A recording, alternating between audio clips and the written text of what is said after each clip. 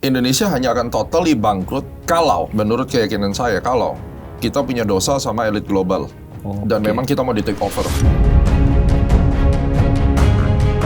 Karena negara lain itu yang terdaftar sebagai eksportirnya. Tapi perusahaan dari orang Indonesia juga. Natural resources-nya kita, habis itu duitnya kagak dibawa masuk sini. Terus bagaimana kita bisa menguat mata uangnya terhadap Singapura? Yang konon katanya company cangkang mereka itu ada di Singapura. Ini lebih fatal daripada hanya sekedar ngurusin MBG.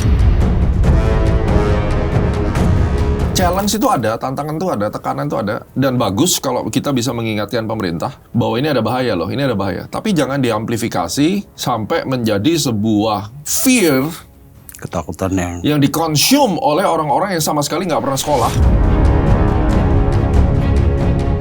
Mengatasnamakan rakyat Indonesia, saya tidak merasa direpresentasi. Saya malu pribadi kalau misalnya saya sebagai mahasiswa, saya dari kampus itu saya malu.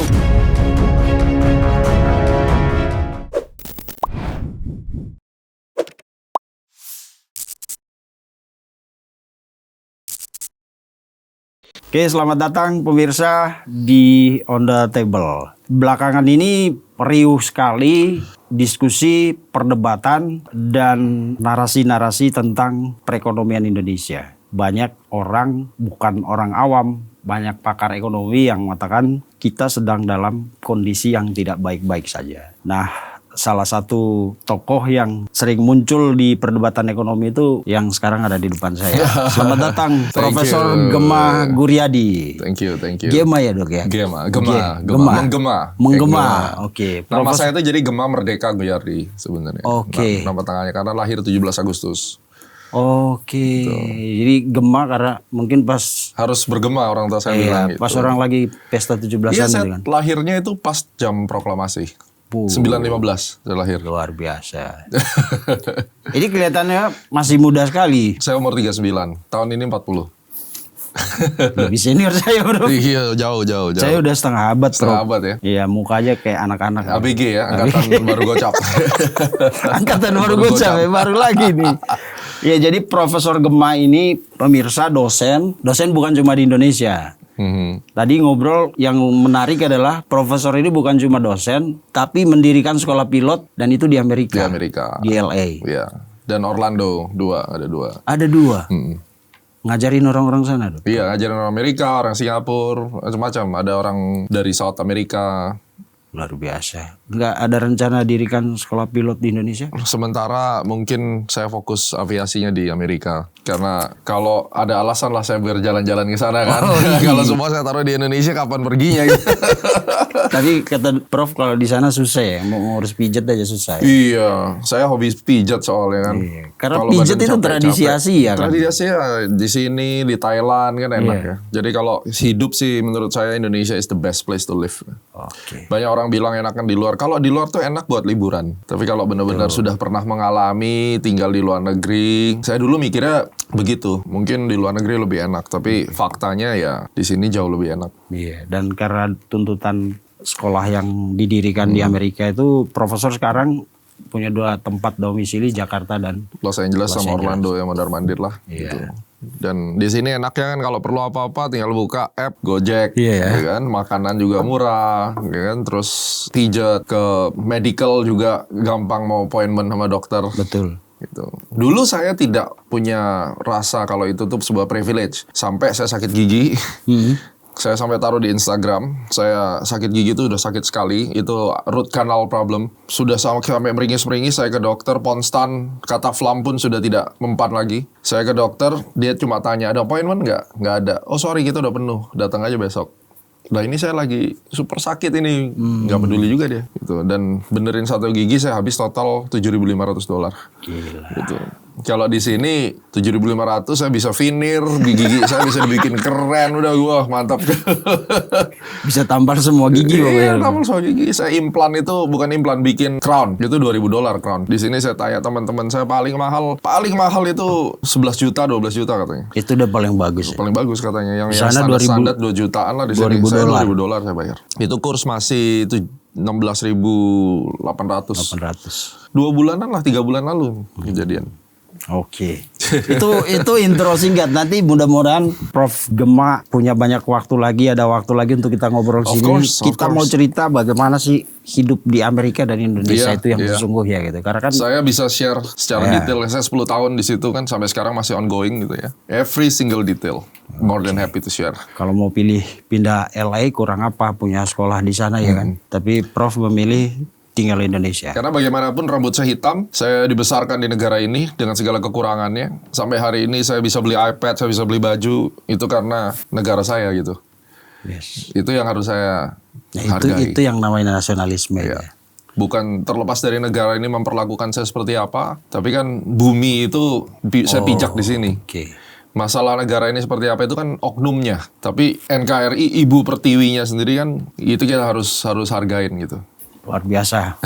Terima kasih Prof. Thank you. Dan terima kasih sudah meluangkan waktu ke sini. Hari ini kita mau bahas seperti yang tadi saya bilang di awal tentang situasi ekonomi. Beberapa bulan lalu saya undang beberapa narasumber ke sini tapi Lah, gitu menyoroti persoalan Indonesia dari sisi politik. Nah, kalau hari ini kan saya nonton video-video Prof di TV, di YouTube juga, kelihatannya wah ini boleh kita ajak ke sini. Thank you.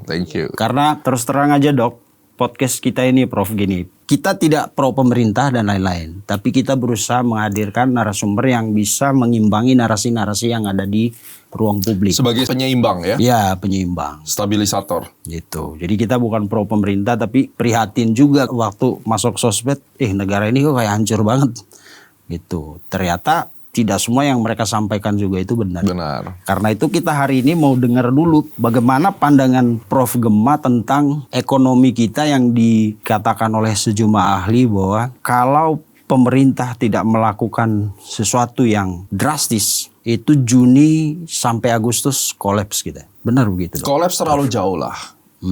Jangan terlalu mengamplifikasi sesuatu. Hitungan data itu adalah data di kertas. Oke. Tapi kan kita tahu banyak hal-hal miracle yang terjadi di Indonesia ini. Jadi saya tahu hitungannya. Indonesia tuh dalam tekanan, iya. Tapi Indonesia bukan bubar, gelap, krisis, resesi, depresi. Memberikan statement seperti ini itu pertanyaan benar-benar keluar dari hati dengan dipertimbangkan secara bijak atau hanya untuk nambahin follower dan subscriber gitu loh. Ini yang selalu saya sampaikan. Kalau kita mau ngomong resesi, berarti PDB kita harus 2 kuartal berturut-turut negatif. Apakah kita sudah di situ? Belum. Pertanyaan berikutnya, akankah kita ke sana? Yes, bisa. Kemungkinan ada. Tapi kan namanya technical recession. Pernah nggak kita demikian? Pernah zamannya Bu Sri Mulyani kalau tidak salah, correct me if I'm wrong, terjadi itu. Tapi kuartal ketiganya bangkit, gitu kan? Ya, itu technical recession. Lalu menghadapi situasi yang terburuk sebagai stress testnya Indonesia adalah ketika 2008 financial market collapse, Asia crisis juga di tahun 98. 98. Terus kemudian di tahun COVID Iya 2020, 19. 2021 ya. Kurang hancur apa itu?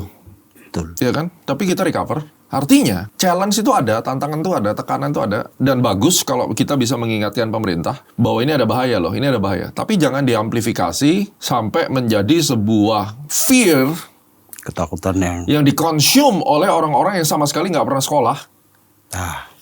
Tidak memiliki literasi, lalu bahkan tidak mau berinisiasi untuk meresearch, ya kan? Do your own research-nya tidak ada. Hanya sebagai konsumsi untuk bicara antar warga RT, RW, nongkrong sambil ngerokok, sambil nyacatin pemerintah tiap malam dari satu pendopo ke pendopo lain, dari satu WA group ke WA group lain yang awalnya kecil jadi gede.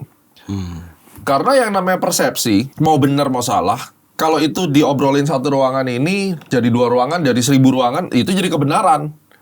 Yes. Nah, kalau dasar pemikirannya adalah sebuah statement-statement yang tidak bertanggung jawab, maka kesesatan itulah adalah menjadi kebenaran yang baru. Dan kalau kebenaran baru itu berlandaskan dari kesesatan, akhirnya jadi apa? Jadi seperti ketua BEM di salah satu universitas itu, yang anak muda itu. BEM UGM. Nah, ya kan? CTO. Itulah jadinya. Terus teramplifikasi dari dia, merambat ke seluruh mahasiswa yang, sorry ngomong nih dengan segala hormat, lu mending duduk belajar deh. Daripada kalau kamu sibuk belajar, nggak mungkin lu punya waktu buat begituan. Mengatasnamakan negara lah, mengatasnamakan rakyat Indonesia, saya tidak merasa direpresentasi. Saya malu pribadi kalau misalnya saya sebagai mahasiswa, saya dari kampus itu saya malu. Saya mending keluar dari kampus itu gitu. Karena saya tidak mau dicap sebagai mahasiswa makar. Dan kalau dikatakan, sekali lagi, kita bukan orang yang duduk di sini supaya buser, cebokin pemerintah gitu ya. Tidak, kita bicara fair gitu ya. Fair. Kalau dikatakan bahwa apakah reformasi dan revolusi itu diperlukan, belum sekarang. Kenapa? Kecuali presiden kita seperti Prancis zaman dulu, revolusi Prancis, Marie Antoinette, ya kan? Ya. Itu, Napoleon Bonaparte, kan gitu. Napoleon. Dan presiden kita di framing bahwa jeopardize demokrasi. Gimana jeopardize demokrasi? Suku kenaikan BBM saja ditunda begitu lama. Di negara-negara lain di saat situasi geopolitik itu memanas Langsung. Saya waktu US-Iran War, saya di LA.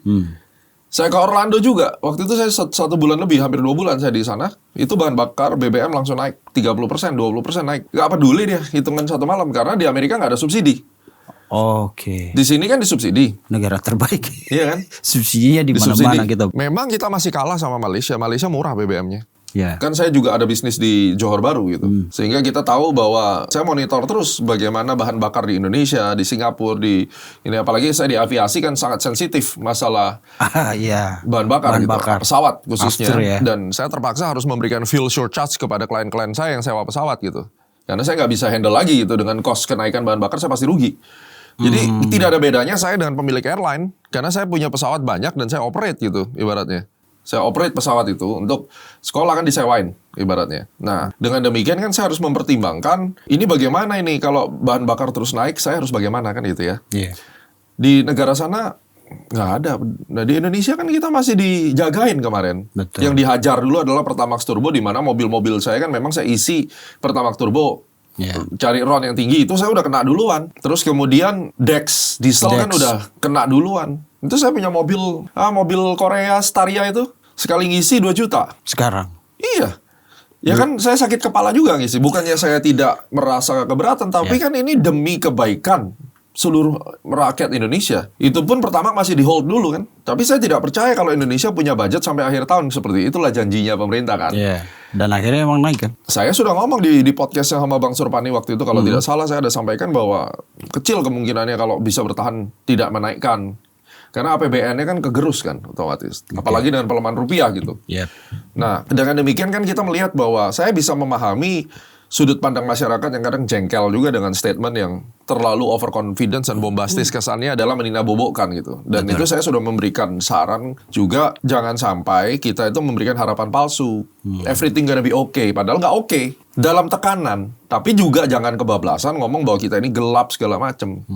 Itu jelek dampaknya. Akhirnya orang mau belanja, orang mau invest, semua jadi wait and see. Even investor lokal pun mau bikin bisnis jadi wait and see. Karena ada kepastian. Gara-gara ketidakpastian yang diamplifikasi melalui orang-orang yang tidak bertanggung jawab. Ujung-ujungnya apa? Anda juga yang repot. Iya. Nggak ada lapangan kerja, bisnis nggak jalan, ya kan? Nah, ini yang harus kita jaga. Melalui podcast-podcast ini, kenapa saya bersedia bersuara melalui podcast, dan berterima kasih sudah diundang sama Abang juga, karena kita harus selamatkan, kita yang ngedefend negara dan perusahaan-perusahaan kita sendiri gitu loh.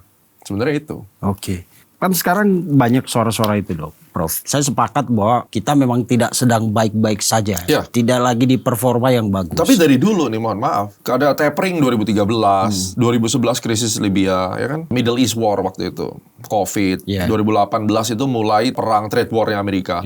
Coba kalau kita ke gereja atau kita kemana, ya kan? Saya kalau ngamati, saya dari kecil tuh, saya bertanya sama orang tua saya, Indonesia ini kenapa ya? Kenapa setiap kali di acara gereja itu selalu pendeta berdoa, Tuhan tolonglah lindungilah negara ini kita sedang tidak baik-baik saja. Itu dari saya kecil sampai sekarang, kalau pendetanya berdoa selalu bilang negara tidak baik-baik saja. Iya kan? Jadi sebenarnya kapan kita tuh pernah baik-baik saja gitu loh. Tapi emang suara reformasi itu banyak datang dari gereja juga kayaknya. Nah, artinya kan ya kita mengalami kondisi tidak baik-baik saja itu sudah menjadi makanan sehari-harinya kita. Itulah negara berkembang. Jadi kapan kita pernah baik ya? Kita sampai kapan pun juga nggak akan pernah orang bilang baik-baik saja. Artinya apa? In the nutshell, Indonesia dalam negara berkembang selalu akan deal dengan problemnya setiap waktu. Dan kita selalu juga akan belajar menyelesaikan masalah itu. Artinya, kalau kita melihat sejarah, optimisme itu diperlukan. Dan banyak tangan-tangan ajaib yang menolong Indonesia pada dasarnya. Betul. Itu aja. Itu secara kultur kan memang orang Indonesia punya daya tahan luar biasa. Iya. Krisis 99 ya kan, 98, 99, Covid. Itu secara kultur kita punya daya tahan yang luar biasa. Bayangin aja 3,5 abad dijajah VOC, ya kan? Tapi bisa keluar dari penjajahan, tidak hidup di dalam mereka. Iya. Tapi negara lain, Singapura, Malaysia, India, Australia masih di bawah Commonwealth. Commonwealth. Kita enggak, berarti kita kan kuat sebenarnya. Makanya emang itu kultur kita itu memang Kultur kuat. kita tuh daya tahannya luar biasa. Oke, tapi kemudian orang bertanya, Prof, dengan kondisi yang sekarang, katanya cadangan devisa kita makin sedikit, bla bla bla, belum lagi dengan kebijakan pemerintah yang menurut banyak orang itu boros di MBG, nanti akan muncul koperasi desa merah putih, apalagi gitu. Dan mereka bilang kalau pemerintah ini bertahan sampai akhir tahun, itu luar biasa. Ya memang pasti akan bertahan lah. Pemerintah ini maksudnya apa kan gitu? Apa maksud lu mau gulingin presidennya kan gitu? Ataukah Indonesia bangkrut kan gitu? Indonesia bangkrut. Nggak bakal bangkrut. Nah, poin apa Prof yang Prof lihat bahwa kita sampai titik manapun krisis ini kita tidak akan bangkrut? Karena orang Indonesia tuh kaya, tapi kan ada kekayaan yang tidak dipertontonkan. Dan juga Indonesia hanya akan totally bangkrut kalau, menurut keyakinan saya, kalau kita punya dosa sama elit global. Dan memang kita mau di take over. Kita nggak bisa lawan. Dosa apa itu ke elit global? Kepentingan, tarik-menarik kepentingan. Karena kan bagaimanapun Indonesia bisa sampai ada hari ini kan juga bantuan daripada negara-negara itu. Suka tidak suka, Anda nggak usah tanya AI. Karena banyak sekarang juga anak-anak muda ini pembicaraan kita nanti di AI. Bener atau enggak? Ya AI nggak bakal tahu lah apa yang kita ngomong. Kan gitu. Ini kan sudah bicara tentang dunia geopolitik tingkat dewa. AI kan juga punya restriksi di situ. Gitu ya. Jadi kalau kita bicara hari ini kalau ada yang mau take over Indonesia, terus kemudian kita diserang secara militer gitu, kita berbahaya. Gitu. Makanya jangan katakan Pak Prabowo itu pemborosan ketika mempersiapkan alutsista segala macam itu. Dari mana ceritanya pemborosan? Orang beliau sudah tahu kok mau mengupgrade negara ini. Dan Australia itu sudah bisa bikin kapal induk buat helikopter Apache. Dan mereka kerjasama sama Timor. Timor Leste. Ya itu yang saya dengar. Kalau saya salah mohon maaf, tapi at least saya dengar itu. Artinya secara strategik, kalau mau menggencet Indonesia masuknya lewat timur itu kan berbahaya. Kita sanggup nggak ngelawan? Dekat sekali. Iya kan? Itu secara perang ya, which is saya tidak percaya zaman sekarang perang-perang fisik begitu itu nggak ada. Walaupun memang Middle East itu tidak pernah berhenti dengan itu karena ada minyak di sana yang harus dieksploitasi oleh negara-negara adik kuasa kan gitu. Nah Indonesia kan bagaimanapun kan sudah menjadi member of negara itu semenjak merdeka ketika Freeport itu diberikan ya kan. Ya itu udah hubungan yang tidak bisa ditolak gitu. Ya, banyak oil company dari Amerika yang juga ada di sini. That's the game. Jadi kalau memang mau bikin Indonesia bangkrut ya bisa aja kalau memang ada masalah besar yang sampai membuat kita harus diakuisisi atau digulingkan karena kita tidak mau berbagi, berbisnis dengan mereka. Kata kuncinya sebenarnya selama kita maintain hubungan dagang yang menguntungkan dua belah pihak atau mungkin kita rugi dikit misalnya, tapi dijamin bahwa kita bisa long last. Kita nggak akan ada masalah. Kalau dari segi kebijakan pemerintah, apa yang membuat Prof yakin bahwa kita nggak akan collapse? Karena orang-orang yang ada di pemerintahan sekarang bukan orang-orang yang tidak mampu mengeran company ini. Memang ada konflik di dalam. Memang banyak kekacauan di dalam. Tetapi kan itu sudah terbukti. Orang-orang yang memang sudah memiliki pengalaman dalam puluhan tahun, 5 dekade lah minimum ya, untuk ngeran company besar ini. Yang saya bilang company itu artinya ya negara.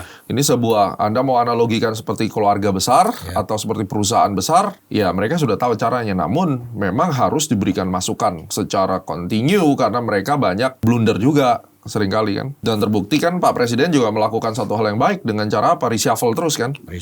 Walaupun menurut saya reshuffle terus itu tidak efektif. Gimana ceritanya mau kerja? Kalau yang dipilih adalah orang yang terus di reshuffle, kapan kerjanya? Orangnya tetap aja nggak bisa mencapai target. Apalagi ini baru 4 bulan. Baru mikir bulan. udah diganti. Nah, bikin BGN tangkap. Tapi harus dilakukan. Pertanyaannya kenapa begitu ya? Sekarang kita kalau di perusahaan pun, mana kita tahu sih orang itu akan menjadi karyawan yang baik atau enggak kalau nggak dicoba. Coba dulu probation 5 bulan nggak bener ya tendang. Kalau korupsi tangkap, itu udah bener kan? Benar. Nah, jadi kalau kita bicara sulit ya memang sulit. Pertanyaannya kenapa banyak orang yang merasa pintar di luar sana? Karena mereka pengamat. Dan pengamat selalu lebih pintar dari pemain bola kan gitu. Ya kalau kamu merasa pintar menjadi pemain bolanya, kenapa nggak kamu saja yang Ini, oh ya saya nggak dipilih gitu. Ya Atau karena kamu nggak berharap dipilih. berharap dipilih, nggak dipilih jadi haters kan gitu polanya. Oh itu bahaya sih. Iya kan? Tapi yang haters ini besok dapat surat undangan presiden ke istana. Mau tahu saya, bisa nggak dia reply? Sorry Pak Presiden, saya nggak suka sama Anda, jadi saya nggak akan datang. Nggak mungkin. Dipanggil Pak Prabowo juga pasti datang. Besok dimintain jadi wamen, Mau berhenti jadi haters hari itu juga. langsung berubah 360 derajat.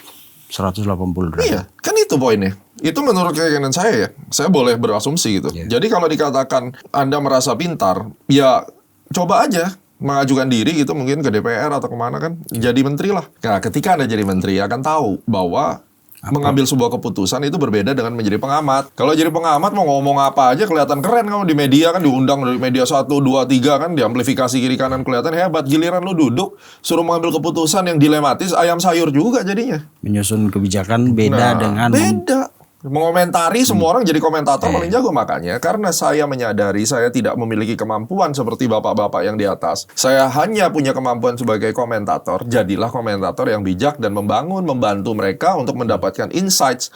Yes. Mengambil Nah, sebuah itu. keputusan yang baik. Kan gitu. Itu bro, kenapa? Ini di luar diskusi kita hari Iya. ini. Saya juga bingung banyak pakar-pakar kita itu kok berpikirnya jadi terlalu ekstrim sampai kesannya menebar pesimisme itu loh.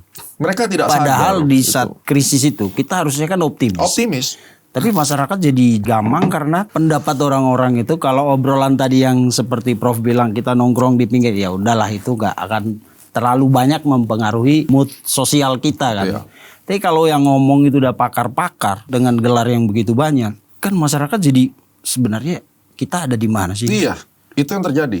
Itu yang terjadi. Untung saya viral. Setiap kali orang ketemu saya, akhirnya nanya, saya jelasin. Iya. Nggak dibayar loh saya. Jangan salah orang bilang saya dibayar berapa jabatan komisaris. Guys, saya nggak jadi komisaris BUMN. Saya bangun jam 8 pagi, tidur jam 3 pagi itu tiap hari. Kalau saya tambah jadi komisaris, saya udah mati udah. Dan kedua, mau bayar saya berapa sih gitu loh. Ini bukan masalah dibayar. Anggaplah saya punya kepentingan. Kepentingan saya adalah menjaga ekosistem Indonesia supaya bisnis saya tetap jalan. Dan itu aja kepentingannya. Iya. Saya tidak punya kepentingan untuk di akhir jadi komisaris. No, apa yang saya kerjakan, saya ada bisnis di Amerika, mondar-mandir aja udah bikin kepala saya pecah gitu. Apalagi ditambahin dengan pesimisme yang tiap hari lihat sosial media. Nggak ada satupun yang mendoakan, ayo Pak Prabowo gitu ya. Banyak sih yang juga mendukung gitu. Cuma mostly setiap kali Pak Prabowo bikin apa, Pak Wapres, Pak Gibran bikin apa, Salah semua. caciannya itu kontras sekali gitu. Saya tidak bilang bahwa rakyat itu salah total karena memang juga ada manajemen daripada negara ini yang harus diperbaiki, tata kelola negara yang tidak holistik, blunder, ego sektoral itu udah harus diperbaiki dengan waktu sesingkat-singkatnya ibaratnya gitu ya. Iya. Tapi tidak bisa juga melihat sebuah negara itu atau kepemimpinan dari presiden itu dari satu sudut pandang jelek saja, kan harus berimbang. Iya. Apa bagusnya gitu loh. Bagusnya ada nggak ada? Coba lihat penangkapan koruptor yang paling banyak dan paling kenceng itu di era ini loh. Dalam waktu 1,5 tahun udah berapa? Gila kan? Nggak pandang bulu, dihantam semua. Terus apakah diberi apresiasi? Enggak juga. Nggak juga. Yang di spot adalah yang jeleknya. Yang jelek. Kan nggak fair dong. Ya. Terlepas dari itu siapa saja orangnya. Saya juga sakit hati loh kalau saya ngelihat Pak Gibran dibully terus. Saya nggak bisa bayangin kalau saya jadi Pak Gibran bunuh diri kali saya udah. Langsung pindah domisili ke Iya. Amerika aja dah. Hebat loh. Satu keluarga sama bapaknya juga Iya. dibully kan? Sama anak-anaknya. Sama anak-anaknya. Janetes yang belum paham politik aja dibully. Masalah ijazah palsu itu berapa lama berlarut-larut? Nah itu kita udah hampir. Orang udah pikirin ke Mars. Di sini masih ngurusin ijazah palsu. Betapa memalukan negara ini gitu loh. Ini yang saya anggap bahwa daripada kita wasting time seperti itu. Betul. Dan kemudian mengadu domba masyarakat dengan narasi itu. Kenapa nggak lu belajar sih? Ini udah zaman AI. Kenapa nggak semua orang itu belajar menciptakan sesuatu untuk kepentingannya masing-masing gitu loh. Kalau kita lihat nanti Prof bisa luruskan. Ini karena campur aduk antara politik dan ekonomi di kita ini susah sekali dibedakan. Bahkan yang lebih mendominasi itu kan urusan politik gitu ya. Itu yang membuat narasi-narasi di sosial media itu kelihatannya objektif, rasional, tapi setelah dikulik-kulik Ada wah, warnanya. ini ada warnanya ini. Benar begitu dong, Benar. Prof? Dan masyarakat tidak memiliki kemampuan atau belum memiliki kemampuan untuk memiliki metodologi penelitiannya masing-masing gitu. Untuk membandingkan yang mana nih yang fair, yang mana yang make sense, yang common sense. Itulah media juga punya peran. Mungkin karena arus sih terlalu deras sih. Ya kan siapa amplifikatornya? Media kan? Mulai dari media yang resmi yang gede-gede atau media yang kecil-kecil yang berbasis Instagram, mereka bertanggung jawab atas kehancuran negara ini. Niat awalnya baik, menyuarakan perubahan, tapi kebablasan gitu. Oke. Prof, kalau Prof lihat narasi-narasi negatif yang ada di sosmed itu, ada poin-poin highlight Profesor gak? Yang menurut Profesor ini keliru besar. Yang pertama adalah bermain dengan clickbait dan clipper yang tidak dipikir. Ngeklip bagian sini dia nggak mikirin ini interpretasi orang bagaimana gitu. Terus kedua, secara terus-menerus menyuarakan koreksi kepada pemerintah tanpa mengimbangi dengan kebaikan yang pemerintah sudah lakukan. Jadi dia bagian kiri aja terus. Iya. Jadi itu kayak berat di kiri. Tujuannya kan baik. Saya percaya semua itu tujuannya baik. Memberikan masukan. Ada yang orang akhirnya kehilangan kesabaran, akhirnya jadi makian. Ya kan? Tapi media itu harusnya netral. Itu sumpah pers kan, sumpah seorang jurnalis. Nah di Indonesia ini kebebasan bersosial media ini akhirnya juga menjadi masalah. Kenapa? Dulu sebelum ada Instagram, sebelum ada YouTube, semua itu kan melalui media cetak elektronik yang diatur oleh undang-undang, ya kan, undang-undang pers. Sehingga semuanya ada etikanya. Walaupun di situ juga kadang ada intervensi dari tangan-tangan gelap lah ya. Kita tahu nggak perlu kita bahas di sini. Tetapi dengan kebebasan bersosial media itu baik sebenarnya. Transparansi itu menjadi lebih jelas dan itu dengan internet tidak bisa lagi dibatasi, tangan-tangan gelap itu tidak bisa mengintervensi. Tetapi yang kurang di sini adalah etika daripada jurnalisme itu harusnya juga dimiliki oleh pemilik akun-akun atau kanal-kanal Instagram, akun-akun Instagram atau YouTube. Mereka harus memahami tentang filosofi bermedia.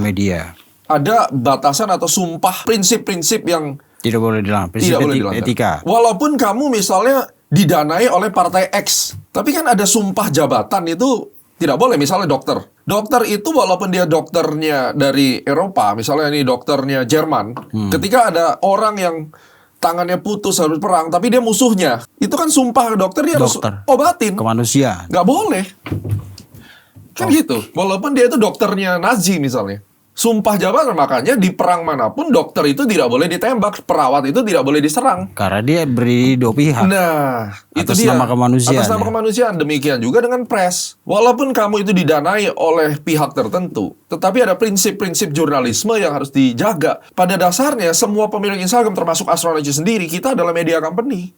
Dan ini yang saya sampaikan kepada tim saya. Hari ini kita bermula dari awalnya kita dari kanal YouTube, punya Instagram. Ketika kita sudah didengar sama orang dan ucapan kita menjadi referensi buat orang, prinsip-prinsip jurnalisme itu harus kau pegang. Termasuk editor video, termasuk kameramen. Saya pribadi yang melihat ini angle-nya seperti ini akan jadi framing. Ganti. Saya owner, turun tangan, final editing, saya QC. Karena saya tidak mau video saya dipakai oleh orang yang tidak bertanggung jawab ataupun dari kami salah, menyebabkan mispersepsi publik, itu bahaya. Nah, itu kan prinsip jurnalisme. Betul. Ini yang harus kita jaga. Jadi gorengan nanti. Jadi gorengan. Jadi kalau ditanya kesalahan media itu, secara sadar atau tidak sadar terjadilah hal-hal seperti ini. Dan terus kemudian mengundang narasumber yang terlalu keras atau terlalu pro. Berat kiri atau berat kanan secara ekstrim. Tendensius, diundang berkali-kali. Hanya karena ngelihat apa? Oh, ratingnya banyak nih. Ratingnya bagus. Indonesia kalau nonton tayangan berantem tuh seru. Ratingnya pasti bagus. Makanya kan adu ayam rame kan. Karena orang stres mau ngelihat orang berantem tuh happy. Jangan talkshow gitu. Kita itu ini apa namanya modifikasi adu ayam. Itu dia, makanya kan kayak acara Lawyers Club, Rakyat Bersuara, itu kan rame. Karena ribut gitu. Asik gitu kan dilihatnya. Dilihatnya seru. Sampai orang nggak mikir lagi benar gak sih yang dia ngomong. Yang penting rame aja.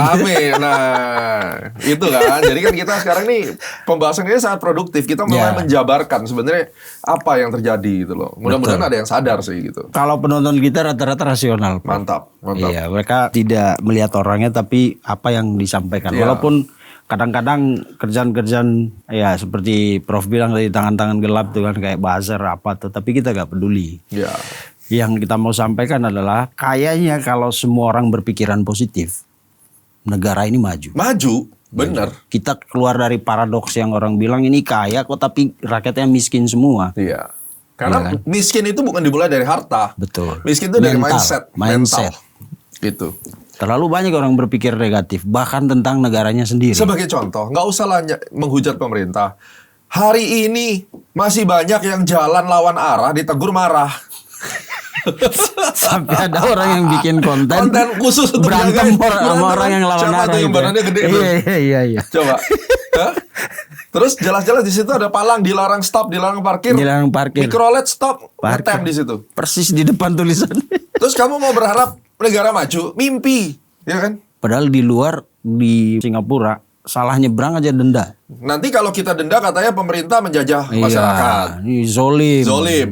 Coba. Ya, mindset. Mari kita bicara fair gitu ya. Prof, kembali ke ekonomi tadi. Kan Pak Prabowo ini kelihatannya melakukan langkah-langkah besar kalau kita bilang. Walaupun orang banyak yang mengkritik juga, itu sah-sah aja. Sah-sah Tapi aja. kita mau melihat secara objektif, misalnya ada satu hal baru yang dilakukan oleh Pak Prabowo kemarin terkait ekspor satu pintu. Ya. Menurut Prof, ini prospek ekonominya ke depan tuh akan seperti apa? Prospeknya bagus untuk Indonesia ketika kita melihat dulu kenapa sih sampai harus dibuat seperti itu. Dasarnya apa sih? Dasarnya ya karena banyak maling. Kan itu diucapkan sama Pak Prabowo loh kemarin. Bocoran 15 triliun itu ya. Dan dia bilang apa? Pengusaha banyak yang nakal itu kan ucapan Prabowo, bukan saya loh ya. Iya, Jadi iya. jangan saya dipukulin gara-gara ngomong ini. Saya memang Enggak, kuat enggak. kata-kata presiden. Nanti Iya kan? Iya. Apa yang terjadi? Under invoicing toh, Iya. sama transfer pricing. Transfer pricing. Itu problemnya besar nggak? Besar problem ini. Ini lebih besar dan lebih katastrofi daripada hanya sekedar ngurusin MBG. Yes. Kenapa? Karena uang udah dikeruk hasil alamnya, royaltinya kagak dibayarin secara fair, secara jumlah. Habis itu dibawa ke sana, pajaknya yang didapat juga dikit. Karena dijual dengan harga murah. Nah, negara lain yang dapat untungnya. Dan di negara lain itu, Karena negara lain itu yang terdaftar sebagai eksportirnya. tapi perusahaan dari orang Indonesia Dan juga. natural resources kita, habis itu duitnya kagak dibawa masuk sini. Terus bagaimana kita bisa menguat mata uangnya terhadap Singapura yang konon katanya company cangkang mereka itu ada di Singapura. Singapura. Ini lebih fatal daripada hanya sekedar ngurusin MBG, Betul. Kopdes, itu internal. Ini adalah duit kita, kekayaan kita diangkut, dipindahin ke negara lain, dijual lagi, pajaknya yang dapat sana, trade balance yang dapat negara sana, kita dapat ampas. Terus mau ngalepin rupiahnya menguat, mimpi. Jadi pertanyaannya, yang terlibat di dalam pengerusakan rupiah kita juga para pengusaha. Itulah kenapa Pak Prabowo bilang pengusaha banyak yang nakal.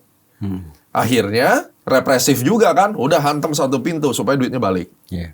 Tapi di satu sisi kita melihat juga, kenapa pengusaha sampai melakukan itu? Karena pengusaha juga sudah loss of trust kepada pemerintah. Atau terjadi perselingkuhan dengan birokrat. Iya, nah gini, kalau orang sampai mau diajak selingkuh, berarti ada kekecewaan yang terpendam secara bertahun-tahun, ibaratnya gitu. Iya. Iya kan? Iya. Buat apa saya harus bayar ke negara kalau negara tidak memberikan yang seharusnya diberikan, saya jadi persulit? Itu kan menjadi narasi. Betul. Nah ini kan konflik harus diselesaikan, hubungan bapak sama anak ini. Crash di tengah yes. nih. Ya kan? Nah ini kapan mau selesaikan? Karena core-nya itu sebenarnya saya selalu melihat dari core-nya, root cause-nya apa? Ini root cause-nya. Gara-gara pengusahanya apatis, akhirnya cari jalan tikus untuk menguntungkan dia otomatis karena dia merasa nggak ada gunanya lagi di negara. Pemerintah merasa, lu udah gua bantu, berkhianat ya. Karena dia harus memikirkan cost buat Negara buat company-nya dia kan, dan dia ngerasa bahwa aku buka izin, buka tambang eksplorasi, ada oknum-oknum yang memberatkan saya, minta ini, minta itu ini terjadi loh. jatah ini, Nah, jatahnya dari RT malah. itu dia. Oke. Jadi kan dia sudah ada sakit hati, ya dia cari jalan pintas. Pemerintah nggak mau ngurusin ini bertahun-tahun, akhirnya semua memiliki mindset yang sama. Jadi kalau ekspor satu pintu itu, taruhlah kita bilang upaya Prabowo untuk mengajari pengusaha-pengusaha nakal itu, kalau tidak diimbangi dengan pembenahan birokrasi di sektor yang sama, Nggak ada hasilnya juga, dan justru malah menjadi hal buruk. Nah sekarang saya ceritakan, idenya bagus, tapi launching pelaksanaannya eksekusinya. terlalu terburu-buru, prematur. Oke. Sampai akhirnya Karena ini ide besar ya, Prof ya. karena gini, ini Tiba-tiba merupakan sebuah urgency. Yes. Karena nggak ada jalan lain untuk membuat rupiah itu kuat. Mau naikin suku bunga sampai ke berapa? Karena naikin suku bunga akan bikin NPL naik. Yeah. Terus kedua, mau intervensi BI pakai duitnya siapa? Diintervensi pakai 10 miliar dolar aja rupiah cuma turun dikit, habis itu naik lagi. Menguat dikit terus melemah lagi kan itu kan posisinya. Nggak ada jalan lain. Harus ada foreign direct investment. Nah, siapa mau invest di Indonesia? Sekarang kita punya peers kompetitor, orang pada ke Vietnam. Ormas nggak bisa diberesin. Gimana mau invest di sini? Birokrasinya ribet. Di Vietnam welcome dengan sangat-sangat happy. Akhirnya Tapi preman-preman apapun bentuknya itu nggak ada preman Pak di situ yang saya dengar. Didukung full sama pemerintah dan masyarakatnya pun dukung. karena sekarang kita karena di sini. efeknya banyak. Kan? Efeknya banyak sekarang di sini. China mau bikin pabrik disorot, TKA China ilegal TKA ini. Bapak jadi investornya mau taruh 500 miliar bikin pabrik. Mau nggak gitu aja. Baru mendarat di Soekarno-Hatta langsung saya suruh beli tiket pulang. Nah. Tim-tim ahli Iya saya. kan? Nggak usah orang luar, kita sendiri Jadi, saja sudah begitu. Buat investasi horor banget negeri kita. Horor. Nah ini sudah terjadi dan menjadi selain precedents menjadi stigma. Nah kalau sudah di label seperti itu, untuk recovery-nya bisa butuh 1 dekade minimum kan. Lalu akhirnya kebijakannya karena tidak bisa mengundang investasi, udah tarik duit balik. Dari Singapura itu Dari bisa. manapun kan. Pak Purbaya bikin statement juga. Saya kasih kesempatan deadline. Kalau kamu tidak bawa uangmu masuk, nggak bisa masuk lagi uangnya. Kan menggunakan represif. Ya, kekuasaan. Lah sekarang orang udah sakit hati, digituin ngomongnya gimana? Ya sudah nggak perlu masuk. Terus mau gimana? Oke, bikin 1 pintu. Mereka lupa. Kebijakan publik sebesar itu, dengan size 66 miliar dolar, itu harusnya melalui public hearing. Di negara manapun akan melalui public hearing. Oke. Kongres, DPR kan berarti Iya. kan? Disiarkan publik, stakeholder diundang. Ini kan enggak, yang saya dengar, mungkin saya salah.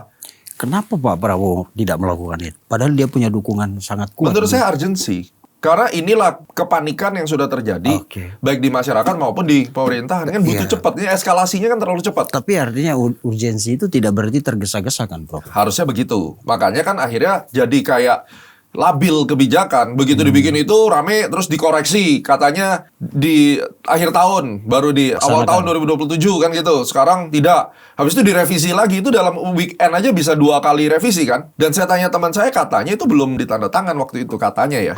Nah, artinya sudah terlanjur mengumumkan tanpa adanya persiapan yang matang. Artinya kemampuan konseptual itu lebih cepat dari Komunikasinya yang harus ditingkatkan kan gitu. Dan akhirnya sekarang keputusannya apa? Kita tidak lagi 1 pintu, tapi hanya mengawasi. Itu bagus seperti Malaysia. Saya nggak tahu lagi nih nanti berubah apa lagi. Artinya simpang siur ini tereskalasi dengan dan kondisi itu seperti ini. mempengaruhi kepercayaan investor. Investor dan- asing kan Iya, akhirnya kan menganggap lu negara apaan sih kan gitu. Kan gitu kayak akhirnya. OSIS SMA gitu. Akhirnya itulah yang membuat kita di downgrade ke triple B kan. Triple B. Salah satu faktornya kan di situ. Ketidakstabilan di dalam kebijakan itu Kebijakan. kan fatal sekali. Siapa pembisik Prabowo nih? Saya nggak tahu. Dulu Prof ada di KSP kan? Saya di kantor staf presiden ya, saya penasihat senior kepala staf Iya. presiden waktu itu. Nah saya nggak paham yang sekarang ya. Tapi ya saya yakin mereka kompeten lah gitu Tapi ya. apa catatannya dengan melihat situasi yang serba tidak pasti ini?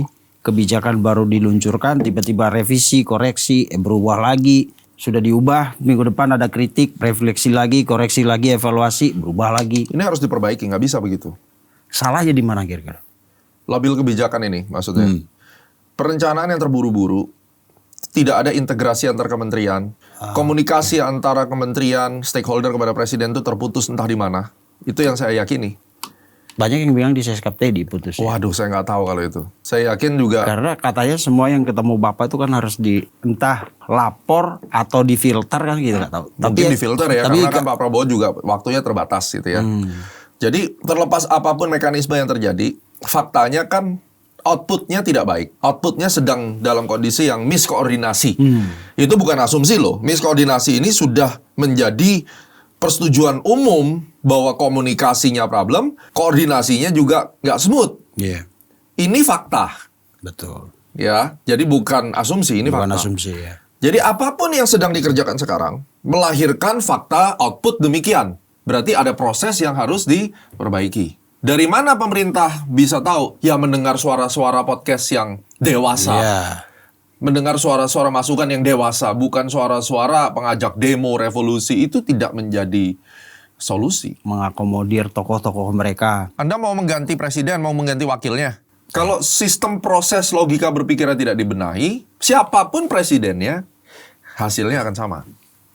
Oke. Jadi Prof sepakat kalau ada yang bilang menteri-menteri kabinet kayak tidak kelihatan bekerja. Bekerja sih bekerja. Bekerja. Namun saya tidak melihat adanya integrasi antar kementerian. Lintas sektor gitu ya. Yes, karena ini problemnya juga dari beberapa tahun yang lalu sih sama. Jadi sampai ada istilah ego sektoral itu kan bukan saya yang buat.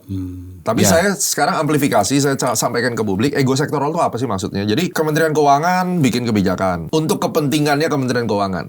Tapi dia tidak holistik. Holistik itu artinya apa? Dia harus mikirin kebijakan ini saya buat. Sudahkah saya berkoordinasi dengan Kementerian Perdagangan, Kementerian Industri? Sudahkah kita itu berbicara bahwa kebijakan ini akan mempengaruhi sini, dampaknya begini. Walaupun, kalau gitu, walaupun kebijakan ini akan membuat nama saya sebagai Menteri Industri itu bagus, tapi ini sebaiknya tidak dijalankan karena nanti teman saya di Kementerian Keuangan belum siap platformnya untuk menghandle ini. Itu tidak terjadi.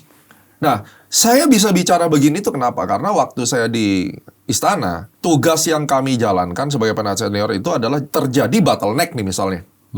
Tugasnya Pak Muldoko pada saat itu adalah memanggil menteri-menteri yang lagi ribut. Jadi menteri A, B, C terjadi disagreement, itu diselesaikan di ruangannya Pak Muldoko waktu itu. Nah, kami penasihat senior tugasnya apa? Ada masalah itu dilempar ke kami. Ini ada masalah ini. Menurut kalian apa yang harus dilakukan? Bikin reportnya. Kita bikin reportnya. 10 halaman, 15 halaman kita kirim. Nanti dari Pak Muldoko dirangkum. Karena penasihat senior dari berbagai macam. Ada yang dari hukum, ilmu, ada dari mana-mana kan gitu. Akhirnya kita submit report. Menjadi bahannya beliau. Komunikasi dengan Pak Jokowi. Terus kemudian mendudukkan sama-sama para menteri-menteri ini. Diselesaikan hari itu. Nah, ini yang menurut saya adalah hal yang indah sebenarnya. Betul. Jadi ego sektoralnya ditekan, lalu ada wasitnya untuk segera menyelesaikan bottleneck. Nah, kalau sekarang kan mungkin menurut saya, kenapa semua terburu-buru terjadi komunikasi yang putus antar kementerian? Padahal banyak sekali. Sekarang sebagai contoh, ketika polisi dan TNI mengatakan bahwa begal itu harus segera ditindak karena bahaya. Menteri HAM-nya bilang Menteri apa? HAM bilang. Begal nggak boleh ditembak di tempat. Lalu terus mau diapain? Gak ada koordinasi. Iya Kelihatan kan? ya. Iya kan kelihatan kan? Iya, Lalu saya jadi korban, gue udah mau dibacok, saya lempar batu, orangnya mati, saya jadi tersangka. Loh, logika hukum dari mana? Padahal jelas undang-undangnya adalah ancaman yang mengancam harta benda, kehormatan, nyawa itu tidak boleh dipidana kalau kita membela diri. Membela diri. Loh kok bisa jadi tersangka? Terus kemudian polisi mau melakukan tindakan represif, menterinya bilang demikian. Lah, ini kan salah satu contoh yang sudah terjadi. Terus mau gimana? Panjang. Saya yakin tidak ada yang menjabarkan ini. Ini podcast yang Ya, menarik. lintas sektoral itu ya, Prof. Betul. Berarti Dan akhirnya kita melihat pernyataan-pernyataan antar kementerian itu seperti talkshow rakyat bersuara juga Exactly. kan. Yang ini ngomong ini, yang sana Iya. bilang jangan. Siapa Padahal yang paling lu bingung? kan satu kubu. Nah, satu kubu kan satu kabinet. Akhirnya apa? Pak Presiden lihat ini gimana sih kok kayak gini? Panggil. Ya udah nggak kerja, ganti, reshuffle, jret, pindahin menterinya ke sini. Terus 1,5 tahun ini pindah terus. Terus kerjanya kapan? Sedangkan PR yang harus dikerjain begitu Besar sekali. banyak. MBG Jadi aja. sebenarnya simple nggak menyelesaikan masalah ini? Very simple. Kalau semua orang mau menekan egonya masing-masing dan berpikir bahwa ini Ibu Pertiwi di mana saya dilahirkan, saya bisa jadi menteri karena makan daripada hasil bumi negara ini. Mari kita tekan ego sektoral kita. Kita pikirkan komunikasi yang baik untuk Ibu Pertiwi. Bukan untuk siapa presidennya, untuk Indonesia. Jadi banyak orang menganggap saya itu buser. Saya adalah buser, yes. Tapi busernya siapa? Busernya Ibu Pertiwi. Siapapun presidennya. Makanya kalau orang bilang, kenapa Pak Gema selalu pro pemerintah? Saya bukan pro pemerintah, saya pro negara Republik Indonesia. Itu poin saya. Ibu Pertiwi akan susah kalau pemerintah dia berganti dan dengan cara yang sangat tidak konstruktif. Betul. Tuh, jadi makanya Profesor termasuk orang yang sangat menentang kalau membandingkan situasi sekarang dengan krisis 99, 98, 99. Ya. Saya membuat video membandingkan paralelisme Ya. bahwa Pak Prabowo itu kalau POV saya yang saya sampaikan, bagaimana jika POV saya benar bahwa presiden yang kalian hujat itu sedang mempertahankan kedaulatan negara, Yes. mencoba untuk independensi, apa istilahnya non-blok kayak gitu ya. Ya. Terus free business trade gitu, ibaratnya dia mau dagang sama siapa aja boleh. Ya kalau itu yang terjadi mau gimana? Gara-gara itu akhirnya Indonesia diporak-porandakan. Memang dengan semua kekurangannya, yes. Problem kita ada 3, internal, eksternal, sama geopolitik. Konspirasi. Internal tuh nggak terbantahkan. Saya setuju sama semua masyarakat. Harus diperbaiki. Ya kita udah bahas tentang itu barusan ya. Betul. Tapi kita kesampingkan dulu internalnya. Eksternal itu kita nggak bisa kontrol. Apalagi Amerika lagi dipegang sama presiden yang istimewa juga. Unik. Unik, ngegoreng market pakai Twitter, gila loh. Sejak kapan kan gitu? Ya, Punya pakai pengalaman, Instagram. dia punya pengalaman jadi influencer itu, Iya, Trump tuh. influencer yang Gila. jago sekali. Iya. Terus bagaimana Indonesia bisa catch up, negara-negara bisa catch up dengan perilaku yang tidak bisa ditebak oleh leadernya negara dikuasa yang setiap weekend bisa bikin manuver. Urusan Iran sama US aja, Masya Allah sampai hari ini kayak orang pacaran. Iya. Damai, putus, damai, putus. putus. Hari ini di blok lagi. Aduh. Sampai akhirnya orang apa? Kan gue bilang lama-lama gak ada yang peduli lo mau buka tutup masa bodoh. Sekarang udah gak jadi berita, siapa yang mau beritain? Orang tiap 2 minggu ganti, ngambek-ngambekan berdua. Terus bertemu lagi. Gak Romantis. pernah dalam sejarah geopolitik Selucu itu. selucu itu. Gak pernah. Jadi Dalam 2 minggu. ganti-gantian. Padahal ini urusan perang loh. Urusan perang, bos. Bukan urusan nego. Urusan perang. Dalam 2 minggu hebat juga Ganti-ganti. Trump ini. Iya kan? Ini kan hal yang tidak pernah ada di buku manapun, tidak ada di teori manapun. Iya. Karena Trump bilang kebenaran hukum internasional itu nggak ada. Hukum internasional adalah kebijakan gue kan. NPD sejati. Hebat, gue bilang tuh hebat nih presiden. Berani dia, memang top, salut ya for Mr. Trump. Nah, Pak Prabowo juga harus mengambil sikap. Ya kalau lu main kayak begitu, gue dagang sama lu mahal dong. Aku beli alat-alat persenjataan ya aku beli dari negara lain lah yang bisa bahkan ngajarin saya bikin kapal selam sendiri kan gitu. Betul. Itu buat siapa guys? Itu buat negara kita kan. Tapi kan ada konsekuensi. Ketika dia ke Prancis berkali-kali saya udah lihat. Setiap Pak Prabowo ke Prancis marketnya jatuh. Tanggal dia pergi 3 kali. Itu bukan kebetulan. Konspirasi. Itu signal. Dari- Gue gak suka lo ke sana.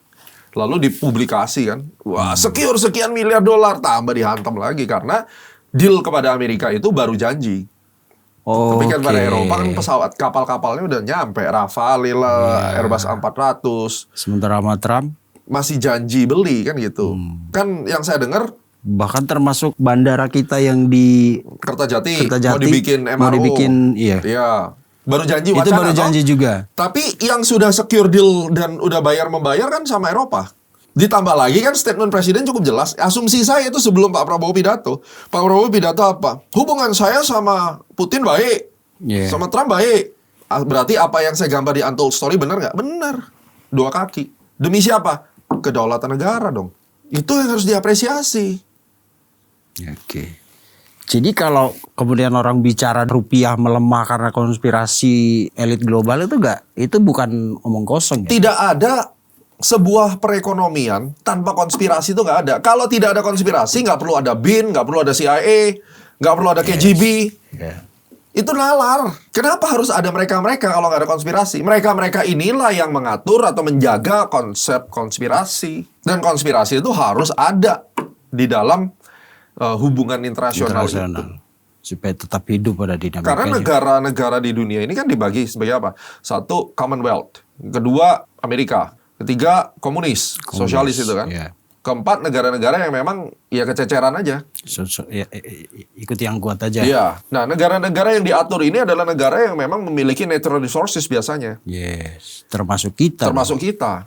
Itulah dasarnya kenapa kita dijajah kan gitu. Jadi tidak bisa lepas dari unsur tarik-menarik. Kebijakan satu negara itu tidak bisa dibilang bahwa kita tuh selalu berdaulat dan kita tidak perlu memperhatikan negara lain. Nggak bisa. Ada unsur tarik-menarik di situ. Oke. Makin menarik kan ya. Menarik. Menarik. Karena frekuensi kita sama kayak Gitu ya. kita tidak mau negara ini diacak-acak oleh narasi orang-orang yang mungkin cara berpikir mereka bagus tapi dengan kepentingan yang terlalu sempit. Ya. Untuk golongan, untuk kelompok tertentu. Kalau kritik untuk kepentingan negara kayak Prof tadi kan kita nggak mau lihat negara ini emang sempurna sekali, tidak. Ya. Banyak sekali catatan. Termasuk di kebijakan-kebijakan besar Pak Prabowo, kebijakannya oke, tapi persiapan ke bawahnya itu kayaknya Itu yang harus butuh dibenerin waktu. kan. Betul. Jelas harus dibenerin. Nggak bisa nggak. Karena misalnya ekspor 1 pintu, kan selama ini kita berpikir ini kok sumber daya alam kita habis, Kalimantan gundul, Papua sebentar lagi gundul, tapi kita nggak Nggak kaya-kaya. kaya-kaya. Kemana ini uang-uang? Iya. Makanya kan kebijakan itu kan berpikir. Nah sekarang siapa yang nggak seneng dengan kebijakan satu pintu. Bukan cuma Indo, asing juga nggak happy karena mereka Iya. dipaksa beli satu pintu kan gitu. Betul. Harga nggak bisa nego kan? Iya. Nah, siapa yang dirugikan ya mereka? Mereka juga dirugikan. Yang paling dirugikan tuh perusahaan-perusahaan yang punya cangkang perusahaan di luar. Betul. Nah, sekarang kalau misalnya itu memang jadi resiko kayak, oke, satu pintu kelapa sawit. Ya, jadi mereka nggak punya bergening untuk kesempatan untuk tawar-menawar karena cuma satu harga satu pintu. Ya udah saya akan ke Malaysia misalnya kayak gitu. Nah, ini harus dipikirkan apakah kita mau independensi dan kita berdaulat, ya sudah take it or leave it misalnya. Berani nggak kita seperti itu? Nggak, kalau kita berani ya nanti jadinya kayak Aramco kan, Saudi kan, minyaknya satu pintu misalnya gitu. Betul. Nah, itu harus dipertimbangkan dengan seluruh tim kabinet, kumpulin menteri, Menko, ya kan semua. Itu harus kumpulin. Diskusi juga dengan DPR. Diskusi, disimulasiin. Ini kalau terjadi begini dan negara-negara merasa gue pindah aja ke Malaysia, kita sanggup nggak? Kita ada kompetitif nggak? Advantage di situ. Atau ya sudah, kita take it or leave it gitu. Confident nggak kita? Ini kan harus dibahas dulu, disimulasikan, stress test kan. Butuh ahli juga ya. Butuh berarti ya. ahli sawit, Pakar-pakar, ahli ya. perdagangan. Itu kan kementeriannya banyak. Dan jangan diterjemahkan kebijakan itu sebagai upaya Pak Prabowo untuk menghajar konglomerat atau pelaku bisnis besar selama ini yang dianggap bermain curang. Karena Betul. tadi kan, kenapa mereka curang, kenapa mereka nakal? Ya karena dia kan harus menutupi banyak hal juga. Betul. Ya, kalau sekarang mereka dipaksa ekspor satu pintu, tapi mereka harus nyetor ke banyak pintu kan repot ya. Repot. Gitu ya, Prof. Betul, ya? betul. Jadi Pak Prabowo jangan hanya melihat, oh ini orang-orang nakal nih, konglo-konglo atau perusahaan-perusahaan besar ini. Tapi harus dilihat juga, anak buahmu juga banyak yang nakal. Itu dia. Jadi ayam dulu atau telur Ih, dulu. Itu yang membuat itu dia. Indonesia makin kompleks. Karena sudah ada precedence. Sudah ada past performance yang tidak dipercaya.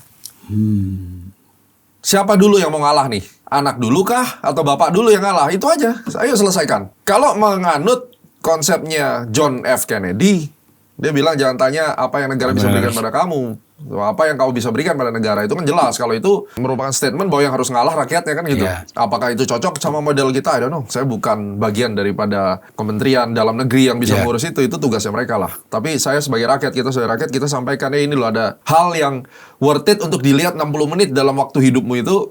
Dengerin kita ngomong, disimulasikan benar atau enggak. Kalau benar cocok ya sudah dilakukan. Kalau enggak ya nggak apa-apa.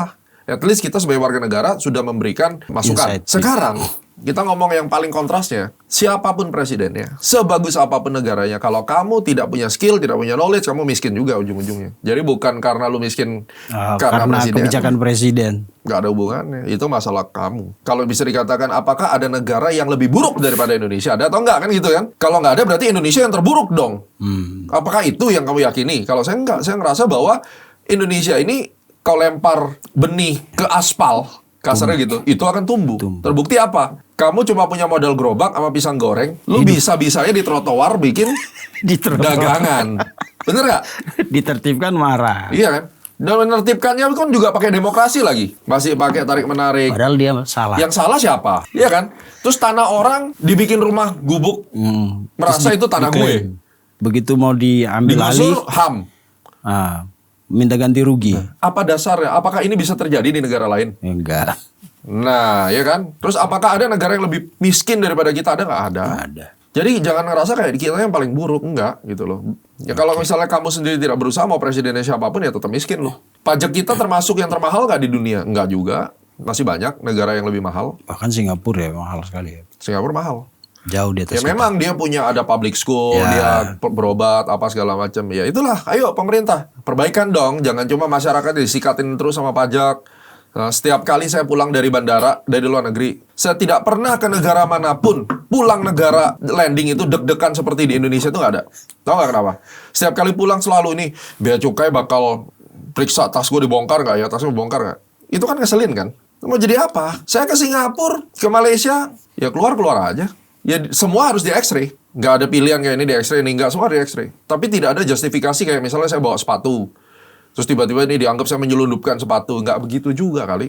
Iya. Itu terjadi kan di negara ini. Gitu. Sorry ngomong nih. Ini kan yang membuat akhirnya sedikit demi sedikit masyarakat tuh benci sama pemerintah gara-gara itu. Betul. Oknumnya kan, aparatnya kan. Terus mereka semua dibawa siapa? Kementerian mana? Keuangan. Dirjen Bea Cukai ya. Iya kan?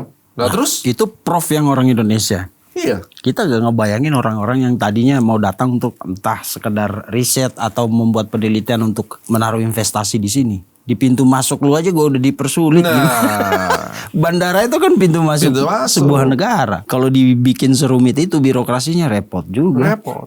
Di China itu rumit. Saya waktu landing di China. Nah, dari situ kan saya harus membandingkan secara fair bahwa bea cukai kita memang harus perbaikan. Tapi saya di China lebih parah ternyata. Saya waktu landing di China, saya punya tas itu isinya kamera. Memang ada event di situ. Kamera saya padahal jelas-jelas bekas loh.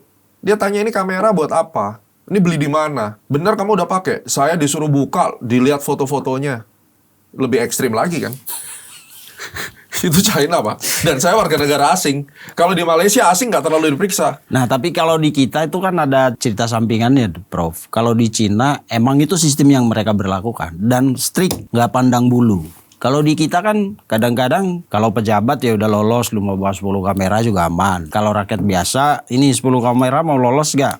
Setor berapa gitu. Kadang-kadang ada itu penyimpangan yang terjadi ini yang membuat ketidakpastian hukum yang seperti betul. ini yang membuat akhirnya orang merasa ya sudahlah kalau gitu semua bisa diatur gitu kan. Diuangkan. Akhirnya terjadilah under invoicing tuh.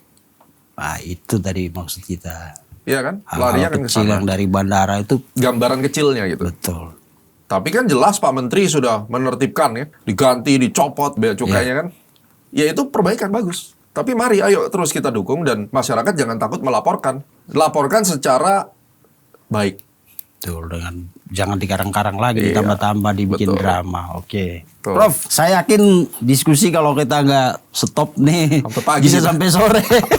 Tapi kasih ke penonton kita apa ya? Bukan semacam motivasi, tapi konklusi atau closing statement dari Prof. Ekonomi kita dalam tekanan, yes. Tapi kita belum dalam masuk resesi ataupun krisis. Walaupun kamu sekarang ngerasa hidup susah, bisnis susah, percayalah kalau hari ini kamu menjadi warga negara Singapura, kamu akan lebih susah hidupnya. Karena per detik ini 90% klien saya banyak dari Singapura. Untuk yang Asia ya, 90% Asianya itu dikuasai Singapura. Dan saya telepon teman-teman saya di Singapura, yes mereka juga lagi ngalamin hidup susah banget di Singapura.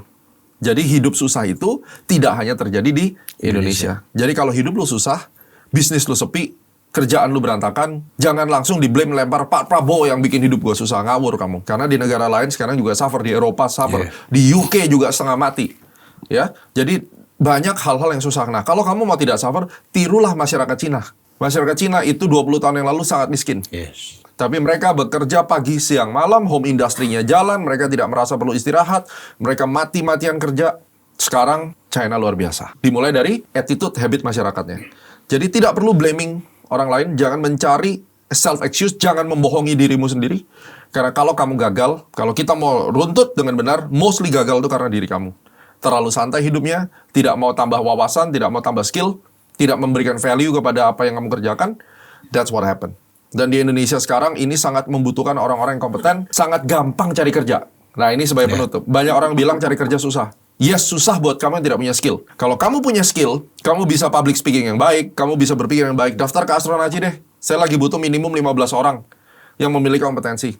Oke. Ayo coba, berani nggak? Bisa bahasa Inggris, harus bisa Mandarin. Dan di sini kan ada stigma, oh di Indonesia itu speknya minta spek astronot tapi gajinya gaji kaki 5. Nggak juga. Kalau kamu bisa membuktikan, ayo kita bicara. Gitu aja. Jadi artinya, jangan pernah menyalahkan negara untuk semua problem kamu, tetapi mulailah berusaha untuk hidup mandiri, dan supaya kamu itu bisa mendapatkan value dimanapun kamu berada. Dan yang paling penting adalah, mari kita doakan negara ini, karena sila yang pertama adalah ketuhanan yang Maha Esa. Saya percaya kita semua memiliki kepercayaan kepada Tuhan kita masing-masing. Marilah kita berdoa, karena hanya dengan berdoa, ada benefit atau ada kemungkinan Indonesia jadi lebih baik. Tapi menghujat 100% akan membuat Indonesia lebih hancur. Itu dari saya. Terima kasih Profesor Thank you. Gemma Guryadi. Pemirsa, begitulah kadang-kadang kita selalu melihat segala sesuatu itu dari sudut pandang yang negatif. Akhirnya persepsi kita yang kita sebarkan di ruang publik mempengaruhi situasi dan suasana untuk seluruhnya. Padahal kalau kita dengar tadi penjelasan Profesor Gemma, menyangkali kenyataan itu juga tidak benar. Kita tidak bilang bahwa Indonesia ini baik-baik saja. Semuanya aman, tidak. Tetapi kita, terutama pemerintah, sedang berusaha untuk membuat negara ini, bangsa ini menjadi lebih baik. Ya, tugas kita sebagai warga negara ya seperti Prof bilang tadi, bekerja giat seperti orang-orang Cina dulu, warga negara Cina dulu, dan juga ya menebarkan optimisme, jangan terlalu menyebarkan pesimisme di ruang publik karena itu mematahkan semangat orang-orang yang ingin negara ini lebih maju dan lebih maju. Terima kasih, sampai jumpa di episode selanjutnya. Prof, makasih. Thank Prof. you. Thank you. Keren. Pasti kita pengen ekspresi mengedepankan estetika. jelas tadi mendengarkan